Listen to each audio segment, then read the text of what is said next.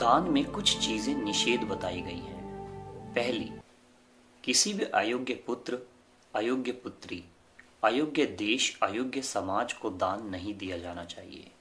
किसी ऐसे व्यक्ति को दान नहीं करना चाहिए जो उस दान में मिलने वाली वस्तु या मौद्रिक राशि का दुरुपयोग करे।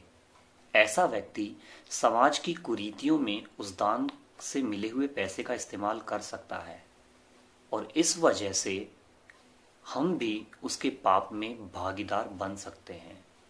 हालांकि कर्म वही करेगा, पाप कर्म उसी के द्वारा होंगे, कर्मों में आसक्ति भी उसी की होगी, पर हमारे द्वारा दिए गए दान का अंश उन कर्मों में शामिल होगा और हम स्वयं पाप के भागीदार बन जाएंगे।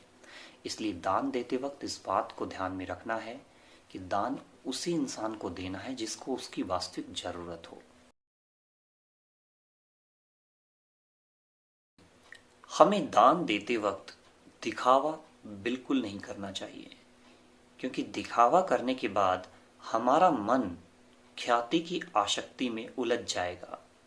हमें लगेगा दान देना बहुत पुण्य का काम है या दान देने से हमारी इमेज सोसाइटी में बहुत अच्छी हो जाती है और इस वजह से हम ना चाहते हुए भी कर्मों की आसक्ति में फंस जाते हैं और उलझ जाते हैं।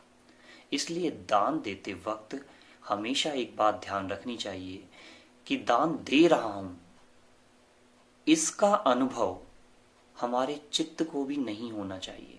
हमारे मन और बुद्धि को होना तो बहुत दूर की बात है, हमारे चित्त को भी इस बात का अनुभव नहीं होना चाहिए कि मैं किसी इंसान की मदद कर रहा हूं। दान देते वक्त हमें कर्मों की आसक्ति से बचना चाहिए। अगर दान देते वक्त हमें इस बात का एहसास हो गया कि दान से मिलने वाला फल पुण्य है और ये पुण्य मुझे जन्म मरण से दूर ले जा सकता है, मोक्ष के मार्ग पर ले जा सकता है, तो ना चाहते हुए भी हम कर्मों की आसक्ति में उलझ जाएंगे और इसी वजह से हम अपने आप को कर्ता मान बैठेंगे। हमें ऐसा लगेगा कि दान करने से अगर मोक्ष मिल सकता है तो मैं बढ़ चढ़ कर दान करूं, और फिर मोक्ष की इच्छा ही मोक्ष की राह में बाधक बन जाएगी। कर्मों की आसक्ति में पड़ने की वजह से हम अपने आप को कर्ता मान लेंगे और हमें लगेगा ये सृष्टि हम चला रहे हैं और इससे अहंकार पैदा होगा और अहंकार पैदा होने की वजह से जो काम हमने धर्म के लिए किया था वही अधर्म बन जाएगा।